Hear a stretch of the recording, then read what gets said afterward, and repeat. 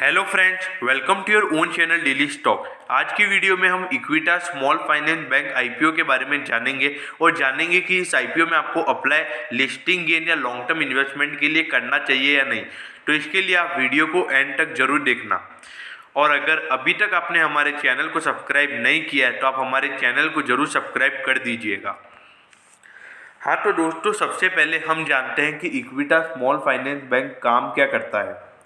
Equitas small finance bank एक छोटा सा बैंक है, एक चेन्नई की कंपनी है, एक चेन्नई का बैंक है। एक ये मेन मतलब ये चेन्नई में इस बैंक की शुरुआत हुई थी। और ये जो कंपनी यानी कि ये जो बैंक है ये 1993 में चालू हो गया था। मतलब इस बैंक को 27 साल मार्केट में हो गए हैं और इस 27 साल के बाद ये 27 साल तक एकदम अच्छा परफॉर्मेंस कर रहा था। लेकिन अभी कोविड के चलते जैसे हर बैंक को थोड़ी समस्याओं का सामना करना पड़ रहा है, वैसे इस बैंक को भी थोड़ा समस्याओं से इसको भी थोड़ी प्रॉब्लम्स हो रही है कोविड के चलते।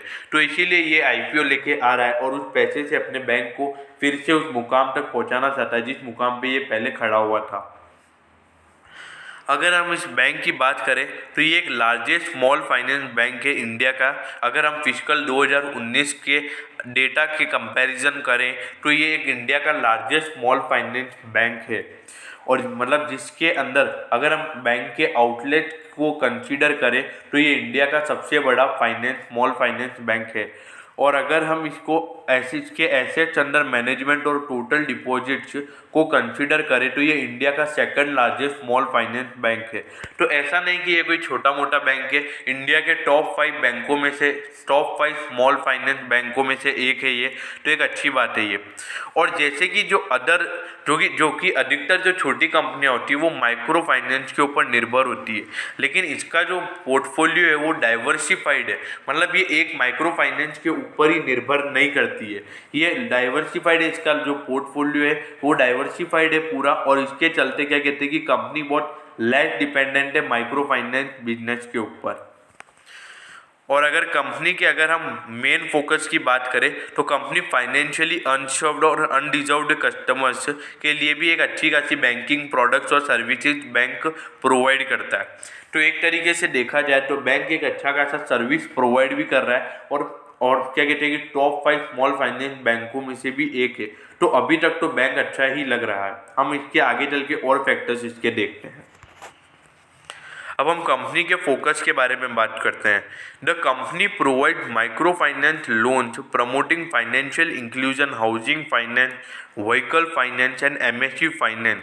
मतलब ऐसे मतलब छोटे छोटे अधिकतर जो मेन कंपनी का जो मेन काम है वो ये है कि वो माइक्रो फाइनेंस प्रोवाइड करती है। और माइक्रो फाइनेंस प्रोवाइड करने का मतलब क्या होता है कि जो छोटे लोग होते हैं ना, जिन मतलब सपोज आपको कोई व्हीकल यानी कि कोई 2 व्हीलर खरीदना हो, आपके हाउस के लिए आपको लोन चाहिए, तो ऐसे छोटे मोटे लोन प्रोवाइड करवाने का मेन बैंक का काम है। इसीलिए इसका नाम मेन स्मॉल फाइनेंस बैंक है।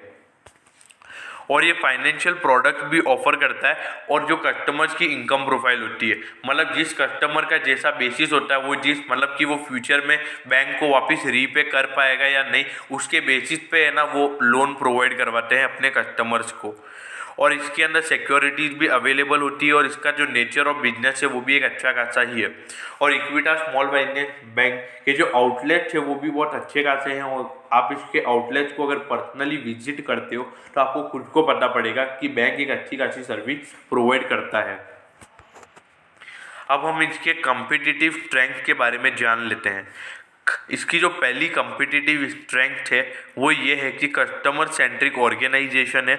और जिसके अंदर की कंपनी का जो मेन सेगमेंट है वो ये कि अनसर्व्ड और अनडिजर्व्ड सेगमेंट में मतलब क्या कहते हैं कि जो अधिकतर जो लोग छोटे मोटे होते हैं, जिन लोगों को कोई लोन नहीं देता है, उनको ये लोन देने का काम करते हैं, उनके ऊपर ट्रस्ट करते हैं और उनका जो इनकम प्रोफाइल होता है उसको रिसर्च मार के उसके ऊपर एनालिसिस करके उसको लोन देने का मेन कंपनी का काम है। एक वेल डाइवर्सिफाइड कंपनी का एसेट पोर्टफोलियो है और कंपनी की जो रिटेल लाइबिलिटी की पोर्टफोलियो है वो भी एकदम स्ट्रॉन्ग है। और कंपनी का जो क्रेडिट असेसमेंट के कंपनी के जो प्रोसीडर्स हैं वो भी एकदम टॉप क्लास है। तो एक तरीके से देखा जाए तो एक स्मॉल फाइनेंस बैंक के अंदर जो जो अच्छी स्ट्रेंथ होनी चाहिए थी वो इस बैंक के अंदर सब कुछ है।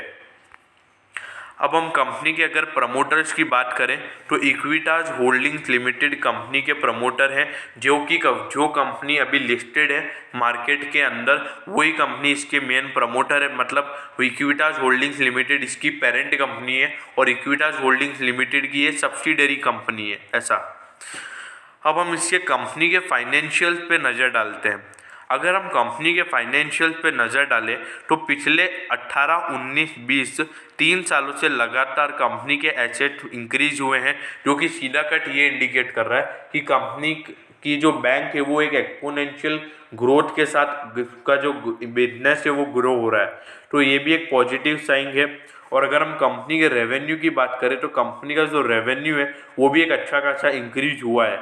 लेकिन आप एक चीज़ नोटिस कीजिए, पिछले 3 साल से जो कंपनी का जो एसेट का परसेंटेज है वो लगभग कांस्टेंट रहा है। लेकिन इस बार अगर आप देखोगे अभी ये क्वार्टरली में ही कंपनी के एसेट लगभग 15,000 मिलियन कंपनी के एसेट बढ़ चुके हैं, जो कि सीधा कट ये इंडिकेट कर रहा है कि कंपनी एक अच्छे खासे पोजीशन में आ गई है और एक ऐसी पोजीशन में आ गई है जहाँ पे वो पब्लिक उसको ट्रस्ट कर सकती है और वो पब्लिक उसके अंदर उसकी कंपनी को पैसा दे सकती है। और अगर इसके प्रॉफिट आफ्टर टैक्स की बात करें तो प्रॉफिट आफ्टर टैक्स भी पिछले 3 सालों से लगातार बढ़ा है। लेकिन अगर हम इस साल की बात करें और उसको अगर हम एनुअली बेसिस पे निकालेंगे तो लगभग आता है 2100 मिलियन, और इससे पिछले साल कंपनी को हुआ था 2436.35। तो एक तरीके से देखा जाए तो अभी जो कंपनी का रिजल्ट है उसको अगर हम एनुअलाइज बेसिस पे करें तो कंपनी का इस क्वार्टर ऑन क्वार्टर बेसिस पे रिजल्ट जो है वो बेकार रहा है। थोड़ा सा रिजल्ट पहले से डिक्रीज हुआ है, जो कि ये इंडिकेट कर रहा है कि अभी कोविड के चलते हर बैंक को थोड़ी समस्याओं का सामना करना पड़ रहा है और इसीलिए इस बैंक को भी थोड़ी समस्याओं से गुजरना पड़ रहा है। लेकिन मेरे ख्याल से लॉन्ग टर्म में कंपनी इसके लिए भी कोई हल निकाल लेगी और लॉन्ग टर्म में कंपनी को ऐसे कोई प्रॉब्लम नहीं आएगी। अब इसकी आईपीओ की डिटेल्स के बारे में बात कर लेते हैं। अगर हम इसके आईपीओ की बात करें तो इसका जो आईपीओ है वो 20 अक्टूबर 2020 को ओपन हो जाएगा और 22 अक्टूबर 2020 को क्लोज हो जाएगा। मतलब कि जो भी आने वाला ट्यूसडे है उस दिन आईपीओ ओपन हो जाएगा और थर्सडे को आईपीओ क्लोज हो जाएगा। मतलब आज थर्सडे है तो मतलब नेक्स्ट वीक थर्सडे को ये आईपीओ क्लोज हो जाएगा। अगर हम कंपनी के इशू साइज की बात करें तो कंपनी 517.60 करोड़ रुपए पब्लिक से मंगा रही है, जिसके अंदर फ्रेश इशू है कंपनी का 280 करोड़ का। फ्रेश इशू यानी कि कंपनी इस पैसे को अपने वर्किंग कैपिटल के फॉर्म में यूज़ करेगी, और ऑफर फॉर सेल के फॉर्म में कंपनी 237.60 करोड़ का ओएफएस लेके आई है। और अगर हम कंपनी के फेस वैल्यू की बात करें तो एक शेयर की फेस वैल्यू है 10 रुपये, और इसके ऊपर अगर आप कंपनी के आईपीओ की प्राइस देखेंगे तो कंपनी का जो प्राइस बैंड है वो है 32 से लेकर 33 रुपीज़ तक। तो इसके लिए आप ये भी समझ सकते हो कि जो रिटेल इन्वेस्टर्स है उसको 33 रुपीज़ यानी कि प्राइस बैंड यानी कि कट ऑफ प्राइस पे उसको बेट लगानी पड़ेगी। और रिटेल के लिए इस आईपीओ में कोई भी डिस्काउंट नहीं है और एम्प्लॉयज़ के लिए भी इस आईपीओ में कोई भी डिस्काउंट नहीं दिया गया है। और अगर हम इसके मार्केट लॉट की बात करें तो एक लॉट के अंदर 450 शेयर्स हैं। अगर आपको इसमें अप्लाई करना है तो आपको पूरे 450 शेयर्स के लिए अप्लाई करना पड़ेगा। और ये जो शेयर है वो ये लिस्ट होने वाला है बीएससी और एनएससी दोनों पे लिस्ट होने वाला है। अब इसकी आईपीओ के टाइम टेबल के बारे में पूरा सही से समझ लेते हैं। इसका ओपन और क्लोज तो मैंने आपको बता ही दिया है। इसका जो फाइनलाइजेशन है यानी कि जो कंपनी फाइनलाइज करेगी कि किसको अलॉटमेंट देना है और किसको नहीं, तो वो होने वाला है 27 अक्टूबर 2020 को। और जिन भी लोगों को शेयर्स अभी मिलेंगे नहीं उनको रिफंड मिल जाएगा 28 अक्टूबर 2020 तक, और जिन भी लोगों को शेयर मिल जाएंगे उनके अकाउंट में ये जो शेयर्स है वो ट्रांसफ़र हो जाएंगे 29 अक्टूबर 2020 को। और ये लास्ट एंड फाइनल ये आईपीओ जो है वो लिस्ट हो जाएगा नवंबर 2020 को। मतलब ये आईपीओ 22 को क्लोज हो रहा है, मतलब लगभग 9 या 10 दिन में ये आईपीओ लिस्ट हो जाएगा। अब इसके शेयर होल्डर रिजर्वेशन की बात करते हैं।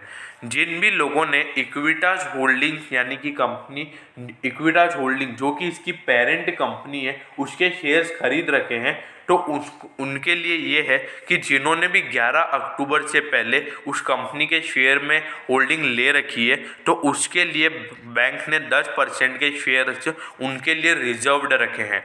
मतलब 517 करोड़ में से लगभग 52 करोड़ जो कि इक्विटास होल्डिंग के एग्जिस्टिंग शेयर होल्डर्स हैं, उनके लिए रजिस्टर्ड मतलब रिजर्व्ड हैं। और जिसके लिए रिटेल इन्वेस्टर्स इसके लिए 2 लाख तक की बिड लगा सकते हैं, और जो कि शेयर होल्डर हैं कंपनी के, वो भी लगभग 2 लाख तक की बिड लगा सकते हैं। और जो कंपनी के एम्प्लॉयज़ हैं जो कि इक्विटास होल्डिंग के एग्जिस्टिंग शेयर होल्डर्स हैं, वो लगभग 5 लाख तक की मैक्सिमम बिड लगा सकते हैं। अब इसका एम्प्लॉयज़ रिजर्वेशन के बारे में जान लेते हैं। अगर हम इसके एम्प्लॉयज़ रिजर्वेशन की बात करें तो इसके लिए क्या कहते हैं कि फुल टाइम और परमानेंट एम्प्लॉयज़ जो कि इक्विटास होल्डिंग के लिमिटेड के जो फुल टाइम और परमानेंट एम्प्लॉयज़ हैं, वो क्या कहते हैं कि SBI एम्प्लॉयज़ कैटेगरी के अंदर इस IPO के अंदर अप्लाई कर सकते हैं। और द मैक्सिमम लिमिट जो कि एम्प्लॉयज़ कैटेगरीज के लिए कंपनी ने फिक्स की हुई है वो है 5 लाख, जबकि रिटेल इन्वेस्टर्स के लिए ये मैक्सिमम 2 लाख ही होती है। और इसके मैक्सिमम अलॉटमेंट की बात करें तो 2 लाख से ज़्यादा का अलॉटमेंट नहीं मिलेगा अगर कैटेगरी क्या कहते हैं कि ओवर सब्सक्राइब्ड हो जाती है। अगर कैटेगरी ओवर सब्सक्राइब नहीं होती है तो अगर एम्प्लॉय जिन्होंने 5 लाख तक का भी भरा हुआ है, जिन्होंने 5 लाख तक भी अप्लाई करा हुआ है, तो उनको पूरा उतना का शेयर्स मिल जाएंगे। अब इसके अपन इन्वेस्टर्स पोर्शंस और बेसिस ऑफ अलॉटमेंट की बात करते हैं। अगर हम कंपनी के इन्वेस्टर्स पोर्शन की बात करें तो QIB मतलब क्वालिफाइड इंस्टीट्यूशनल जो लोग होते हैं, उनके लिए कंपनी ने नॉट मोर देन मतलब उनको 50% से ज़्यादा शेयर्स अलॉट नहीं होंगे। और जबकि जो NII यानी कि नॉन इंस्टीट्यूशनल इन्वेस्टर्स, उनको 15% से ज़्यादा अलॉटमेंट नहीं मिलेगा। और रिटेल यानी कि जो आपके और मेरे जैसे छोटे मोटे इन्वेस्टर्स हैं, उनके लिए 35% से कम की वो क्या कहते हैं कि अलॉटमेंट उनके लिए रिजर्व्ड है। और अगर हम एम्प्लॉयज़ की बात करें तो उनके लिए 5% से ज़्यादा का अलॉटमेंट रिजर्व नहीं है। मतलब उनको लगभग 5% से कम ही अलॉटमेंट मिलेगा, मतलब ओवरऑल 100% में से। और अगर हम शेयर होल्डर की बात करें तो शेयर होल्डर्स को मतलब जो एग्जिस्टिंग शेयर होल्डर्स है इक्विटास होल्डिंग्स लिमिटेड के, उनके लिए 10% रिजर्व्ड है। और इसका जो बेसिस ऑफ अलॉटमेंट है वो थोड़ा सा चेंज कर सकती है कंपनी, अगर कंपनी को कुछ चेंज करना हो फ्यूचर में। तो मेरे ख्याल से ये जो IPO हो ये एकदम बढ़िया है, एक तरीके से एकदम टॉप क्लास बैंक मेरे को लग रहा है। लेकिन अगर आप इस IPO में लिस्टिंग गेन के लिए अगर आप इस IPO में अप्लाई करना चाह रहे हो, आप सोच रहे हो कि आपको इसमें लगभग 50-60% सिर्फ लिस्टिंग पे मिल जाएंगे, ऐसा मेरे को लगता है कि नहीं, अब ये पॉसिबल नहीं है। क्योंकि इतने सारे IPO आ गए हैं कि, और एक तो मेन एंजल ब्रोकिंग का IPO बीच में एक ऐसा फ्लॉप IPO रहा है जिसके चलते और भी IPO को थोड़ा प्रॉब्लम हुआ है। आप देखिए UTI AMC को देखिए, इतना बढ़िया टॉप क्लास कंपनी, अभी वो डिस्काउंट पे लिस्ट हुआ है और अभी भी वो इश्यू प्राइस से कम पे ही ट्रेड हो रहा है। और लिकिता इंफ्रास्ट्रक्चर में भी 13% प्रीमियम पे ही लिस्टिंग मिली है। और जबकि आप देखिए मजडॉक IPO जो कि मजगांव वाला IPO था, वो भी एक अच्छा 157 टाइम वो सब्सक्राइब्ड हुआ था, तब भी उसकी लिस्टिंग में सिर्फ 48% प्रीमियम ही मिला है। तो मेरे ख्याल से अगर आप लिस्टिंग गेन के लिए IPO में अप्लाई करना चाहते हो तो आपको इसमें थोड़ा नहीं करना चाहिए अप्लाई, क्योंकि मेरे ख्याल से अगर ये IPO शॉर्ट टाइम तक भी अगर ये सब्सक्राइब हो जाता है तो भी आपको मेरे ख्याल से 30% प्रीमियम से ज़्यादा रिटर्न नहीं मिल पाएंगे। और लेकिन अब बात आती है लॉन्ग टर्म इन्वेस्टमेंट की इस IPO के अंदर। रही बात लॉन्ग टर्म इन्वेस्टमेंट की, तो मेरे ख्याल से लॉन्ग टर्म इन्वेस्टमेंट के लिए इक्विटास स्मॉल फाइनेंस बैंक एक बढ़िया बैंक है।